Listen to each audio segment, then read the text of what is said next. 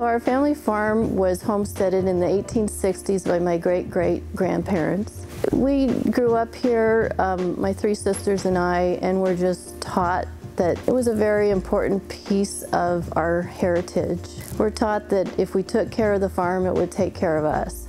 So the Energy Barn grew out of some conversation about what we can do to continue to shout out against the Keystone XL pipeline. When it was proposed to build something along the route, there were a lot of different ideas. Eventually it came down to the idea of clean energy along the dirty energy route. I'm most worried about, at a personal level, having a 36-inch toxic pipeline 1.5 miles from my family and running over our water source and running through a field that we need to be very fertile to raise our crops. The bigger picture is I'm really worried about the tar sands development and what's going up in Canada. Of course, we said it's never about the money. There isn't enough money on earth to pay us to believe in this project. I am not creative enough to think of anything that they could do to make me change my mind about this project.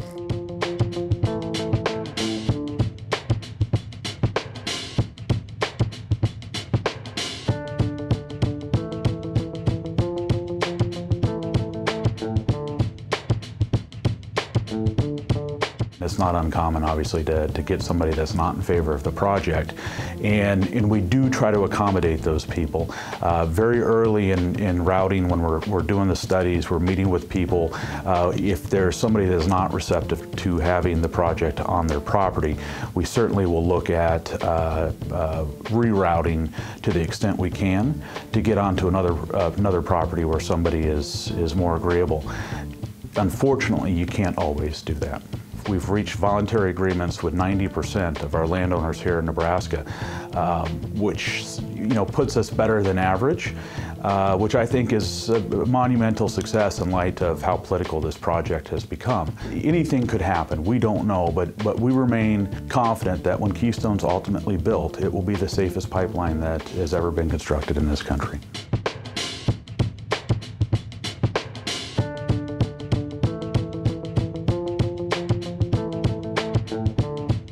It's pretty much like they left it. Everything's never perfect, which is whether you do it across your front yard or, whatever, you're going to have some settling of the ground and that. And we had a little bit, but sent them a bill, they sent us a check, and we took care of it. Like I said, if you're looking, you can't tell where it's at. I think some people that are against this pipeline, I don't care if they're putting a flagpole in their yard, they'd be against it just to be against something. For me, it was a very easy decision. Once you're educated about it, of course, the money don't hurt either, but it's something we need.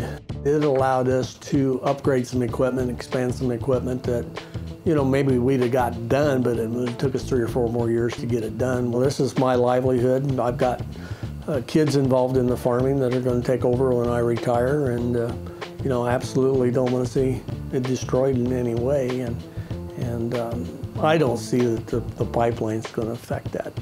I can't see why they're complaining about the XL pipeline when there's 11,000 miles of pipeline already buried in the state of Nebraska. It seems like they're trying to hold one pipeline hostage.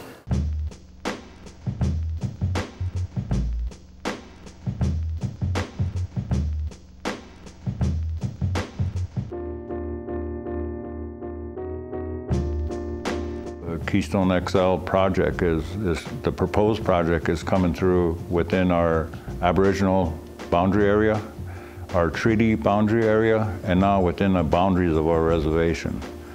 Even though they're avoiding tribal lands, going on individual fee lands, they're right adjacent to tribal lands.